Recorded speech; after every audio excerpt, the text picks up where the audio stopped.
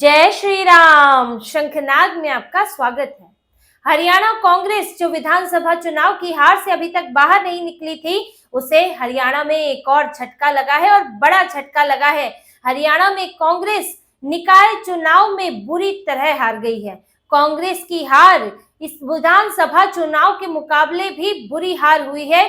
यहाँ के नगर निगम और नगर पालिका चुनाव में कांग्रेस के लिए नगर निगम की एक सीट जीतना मुमकिन नहीं हुआ और ये वही कांग्रेस है जो लोकसभा चुनाव में बड़े बड़े दावे कर रही थी। लोकसभा की 5 सीटें जीतने के बाद तो लगा था कि पूरा हरियाणा ही जीत लिया और विधानसभा में तीसरी बार हार मिली और अब यहाँ तो मुंह की खानी पड़ी है।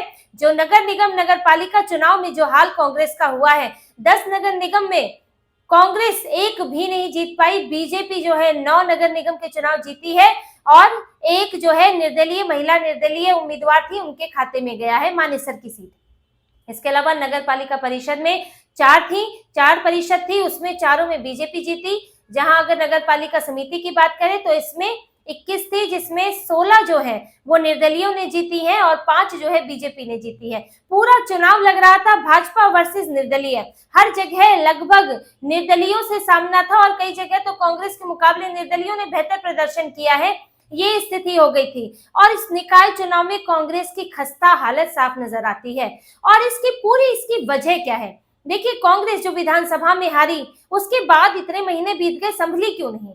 आपके लिए निकाय चुनाव होते हैं, जो भी ये परिषद पार्षद के चुनाव हुए या नगर निगम के समिति के चुनाव है, पंचायत के चुनाव है, ये सब किसी पार्टी की नींव होती है। आपके लिए आगे की लीडरशिप ये सब चुनाव तैयार करते हैं। जब आप निचले स्तर पर ही कमजोर होते हैं तो आपको आगे संगठन बनाने में मुश्किल आती है। लेकिन कांग्रेस यहाँ पर हम हारती ही रही है और इस बार जब लोकसभा में प्रदर्शन के बाद इनको लग रहा था कि हमारा आधार बढ़ रहा है, तब भी इनकी यही हार हुई है। और इन्होंने ये चुनाव जो है, विधानसभा की हार के बाद भी इस चुनाव में कुछ नहीं सीखा और पार्टी ने एकजुट होकर कोई प्रयास नहीं किए। इनकी हार से की वजह सिर्फ यही नहीं है कि ये इसमें हमेशा हारते रहे हैं तो इस बार भी हार गए। हार की वजह भूपेंद्र सिंह हुड्डा के बयान से पता चलती है। भूपेंद्र सिंह हुड्डा ने बड़ा अजीबोगरीब बयान दिया है। अपनी हार पर ऐसा बयान कौन देता है? लेकिन इससे उनकी नाराजगी झलकती है और उनकी कांग्रेस से निराशा, राहुल गांधी से निराशा भी झलकती है। जो उन्होंने कहा, उन्होंने जब मीडिया से इस पर बात की, उन्होंने कहा कि हम तो कभी या नगर निगम के निकाय के चुनाव में जीतते ही नहीं है, इस बार क्या नया हो गया? हम तो प्रचार के लिए ही नहीं निकले, मैं खुद प्रचार करने नहीं गया, मैं पंचायत और नगर निगम के चुनाव में प्रचार नहीं करता हूँ, हमारे यहाँ कभी सीटें ही नहीं आती है।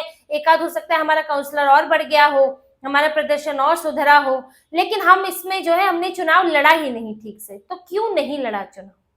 आप राष्ट्रीय पार्टी है, कांग्रेस हरियाणा की बड़ी पार्टी है, मुख्यमंत्री रहे आपके सालों साल, तो आपने निकाय चुनाव आपने क्यों नहीं लड़ा? क्या आपको ये चुनाव छोटा मोटा लगता है? किसी भी पार्टी को नहीं लगता तो आपने लड़ा ही क्यों? आपने उम्मीदवार कई जगह क्यों उतारे? तो बिल्कुल ही इससे हट जाते। दरअसल कांग्रेस की स्थिति ये हो गई है हरियाणा में कि सब जो है अपने भविष्य को लेकर चिंता में है। कोई पार्टी से खुश नहीं है, पार्टी को जीत दिलाने के लिए, पार्टी से लड़ने के लिए तैयार नहीं है। क्योंकि बड़े नेता जब सक्रिय नहीं होंगे तो निचले स्तर के चुनाव लड़े कैसे जाएंगे? जैसे कि यहाँ की अगर निकाय चुनाव की स्टार प्रचारकों की बात करें, प्रचार में ही खुद भूपेंद्र सिंह हुड्डा नहीं गए, ये स्थिति है। और यहाँ तक कि इनकी विनेश फोगाट और पहलवान बजरंग पूनिया, उनका नाम तक नहीं था इसमें स्टार प्रचारकों की लिस्ट में, क्योंकि अपने झगड़े चल रहे हैं, इन लोगों से उम्मीद खत्म हो गई है। ये जाट के नाम पर आए थे भूपेंद्र सिंह हुड्डा के पीछे और भूपेंद्र सिंह हुड्डा को कोई नहीं पूछ रहा है फिलहाल, और उनका ही अपना झगड़ा चल रहा है, तो इन लोगों को कौन जो है भाव देगा? तो ये स्थितियां बन गई। वहां से शैलजा गुट नाराज है, सुरजेवाला गुट नाराज है, विपक्ष का नेता कोई तय नहीं हो पा रहा है। और अभी भी जब बजट सत्र चल रहा है हरियाणा विधानसभा में तो कोई विपक्ष का नेता नहीं है। बिना जो है नेतृत्व के कांग्रेस चल रही है, सब विधायक अपने मन के छोड़ दिए हैं और आपका कोई नेता ही नहीं है। तो ऐसे में अब ये है कि जब कोई फैसला नहीं हो पा रहा है, न विपक्ष के नेता का, न प्रदेश अध्यक्ष का, अभी उदयमान को इन्होंने कंटिन्यू कर दिया कुछ समय के लिए, लेकिन उनके ऊपर तलवार लटकी है कि कभी भी हटाए जा सकते हैं, हटाना वो चाहते ही हैं। अभी फैसला नहीं हो पा रहा है तो नहीं हटा रहे हैं। दीपेंद्र सिंह हुड्डा भी लगे हुए हैं कि अध्यक्ष बना दिया जाए उन्हें, वहां से कुमारी शैलजा भी अपने गुट से अध्यक्ष चाहती है। तो ऐसे में जब इतनी अनिश्चितता है तो कोई काम क्यों करेगा? उदयमान काम क्यों करेंगे निकाय चुनाव में? क्योंकि उनको भी लगता है कि आज अध्यक्ष हूँ कल नहीं हूँ, तो मैं क्यों इतनी मेहनत करूं? भूपेंद्र सिंह हुड्डा को भी लगता है कि भाई मुझे विपक्ष का नेता नहीं बनाया जा रहा है, मैंने इतनी मेहनत की थी चुनाव में, भले ही हार गए लेकिन 37 सीट आई है, तो मुझे क्यों नहीं महत्व मिल रहा है? तो वो इस वजह से चुपचाप बैठे हुए हैं। अपने बेटे का भविष्य उन्हें संकट में लग रहा है, तो उनका बेटा क्यों प्रचार करे? कुमारी शैलजा और सुरजेवाला सोच रहे हैं कि हम किस लिए मैदान में उतरे, क्योंकि पिछली बार जब हमारी सुनी नहीं गई, भूपेंद्र सिंह हुड्डा को महत्व दिया गया और चुनाव हार गए। इसके बाद भी कांग्रेस जो है फैसला नहीं ले पा रही है, राहुल गांधी फैसला नहीं ले पा रहे और हमारे गुट को जो है महत्व नहीं मिल रहा है, तो हम क्यों अब निकाय चुनाव के लिए उतरे? तो सब अपने अपने मन के बन के बैठे हुए हैं कि हम क्यों करें, हमें क्या फायदा है। इसीलिए निकाय चुनाव में बुरी हालत है। कई जगह तो इनके पास उम्मीदवार ही नहीं थे और कांग्रेस की स्थिति तो ये है कि संगठन ही नहीं है। जिला स्तर पर, ब्लॉक स्तर पर इनके पास कोई संगठन में लोग ही नहीं है। अभी जो जिला प्रमुख है ये सब जो है लोकसभा चुनाव के ही जो बनाए थे उन्हीं को कंटिन्यू कर दिया गया है और विधानसभा में भी वही थे, लेकिन आपने कोई परमानेंट नहीं बनाया। अब जो उनको आपने जिला प्रमुख बनाया भी है, आपने ब्लॉक स्तर पर प्रमुख बनाया भी है, उनको भी इस बात की निश्चिंता नहीं है कि हम ही आगे रहेंगे, जिला प्रमुख, ब्लॉक प्रमुख, कोई भी पदाधिकारी हो। उन्हें भी लगता है अभी तो पुनर्गठन होगा तो हम रहे ना रहे, हम तो टेम्पररी बनाए हुए हैं। तो सब अभी टेम्पररी बनकर शांति से बैठे हुए हैं और कोई भी कांग्रेस के लिए वहां पर मेहनत करने के लिए, काम करने के लिए तैयार नहीं है। पार्टी ठहर गई है, रुक गई है, जड़ हो गई है यहाँ हरियाणा में। और देखिए इसी वजह से रोहतक में चुनाव हार गए नगर निगम का और जुलाना में तो इन्होंने उम्मीदवार ही नहीं उतारा।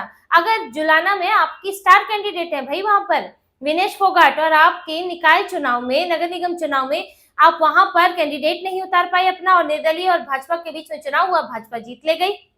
और वहां पर विनेश फोगाट क्या कर रही थी आपके लिए? क्योंकि जो विधायक होता है उसकी भी जिम्मेदारी होती है, चाहे पार्षद का चुनाव हो, चाहे नगर पालिका का चुनाव हो, मेयर का चुनाव हो, तो वहां पर विधायक से लेकर सांसद इन सबकी जिम्मेदारी होती है कि उसमें काम करें, उसमें मदद कराएं और उनमें उसको जीतने के लिए पूरा प्रयास करें। लेकिन यहाँ पर विनेश फोगाट के बारे में तो ये तक कहा जा रहा है कि ये जो डर था लोगों को कि वो आएंगी ही नहीं, वो दिल्ली से, चंडीगढ़ से, अपने जो शहरी इलाके उनसे बाहर यहाँ पर जुलाना में दर्शन ही नहीं देंगी, ये तक कहा जा रहा है। और यहाँ देखिए विधानसभा में कैसे मुद्दे वो उठा रही है। विधानसभा में अब कुछ तो बोलना ही है, 5 साल में कुछ तो बोलेंगी।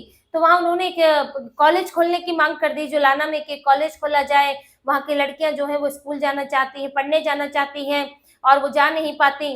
लेकिन उनको ये नहीं पता था या वो छुपा रही थी कि वहां 1 किलोमीटर की दूरी पर एक कॉलेज है जहां पर सीटें खाली रहती हैं। और ये जानकारी दी खुद हरियाणा के खेल मंत्री ने। उन्होंने बताया विधानसभा के अंदर कि यहाँ जुलाना से 1 किलोमीटर की दूरी पर एक कॉलेज है और वहां सीटें खाली पड़ी हैं। तो पहले आप सब मिलकर लड़कियों को वहां तक पहुंचाने का प्रयास तो करें कि जो सीटें वहां पर है, वहां पहले से ही कॉलेज है, उसी में ही लड़कियां नहीं जा रही हैं, तो एक और कॉलेज खोलकर उसको भी खाली रखने का क्या फायदा है? पहले वहां लड़कियां तो आए पूरी की तरह पढ़ने के लिए, पूरी की सीटें तो भरे वहां पर।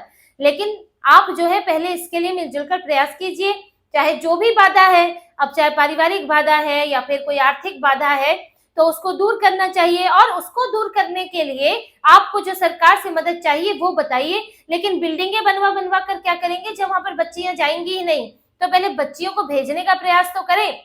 इसके बाद विनेश फोगाट कुछ बोल नहीं पाई और बजरंग पुनिया तो गायब है। उन्हें तो लगा था राज्यसभा सांसद ही बन जाएंगे चुनाव के बाद। और वैसे तो विनेश फोगाट ने भी सोचा था खेल मंत्री बन जाऊंगी, लेकिन अब जो सारे प्रयास इनके फेल हो गए, ना जाट का कार्ड चला, ना महिला का कार्ड चला और सारा झूठ जो है वो सामने आ गया। और हालत ये हो गई कि अपने यहाँ का एक निकाय चुनाव नहीं जितवा पा रही है, कैंडिडेट ही नहीं खड़ा कर पा रही है।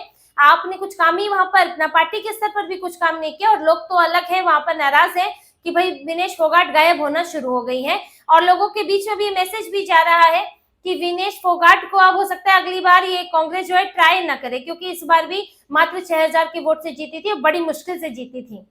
तो ये पूरा इस वक्त हरियाणा कांग्रेस में ना इनके नेता चल रहे हैं, ना इनके स्टार प्रचारक चल रहे हैं, ना बाहरी ना अंदरूनी कोई काम करने को तैयार नहीं है और पार्टी इसीलिए बार बार हार का सामना कर रही है।